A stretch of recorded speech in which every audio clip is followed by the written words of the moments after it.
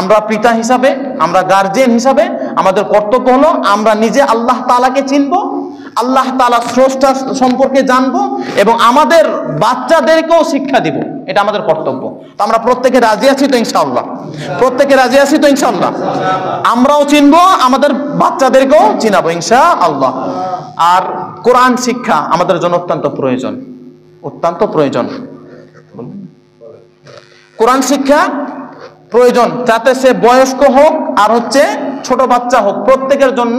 কারণ আল্লাহ রাসূল সাল্লাল্লাহু আলাইহি ওয়াসাল্লাম বলেছেন, তলাবুল ইলমি ফারিদাতুন আলা কুল্লি মুসলিম।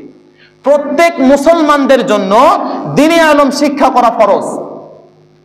প্রত্যেক মুসলমানদের জন্য, চাই সে বয়স্ক হোক, বাচ্চা হোক বা যেই শ্রেণীর ব্যক্তি হোক না কেন, সবার জন্য শিক্ষা করা ফরজ। আজকে আমরা এই কথা সাইনবোর্ডও বলে থাকি যে শিক্ষার কোনো বয়স নাই, চলো সবাই শিখতে যাই, কিন্তু শিখতে আসার লোকই নাই। এটা শুধু আমাদের মুখের একটা কথা, কিন্তু শিখতে আসার কোনো লোক পাই না। এই জন্য আমাদের কোরআন শিখতে হবে এবং কোরআন শিক্ষার জন্য আরেকটা আমাদের সুবর্ণ সুযোগ তৈরি করা হয়েছে, যেটা আমি বলছিলাম গত বছর যখন আমি আসি শবে বরাত থেকে, অর্থাৎ রমজানের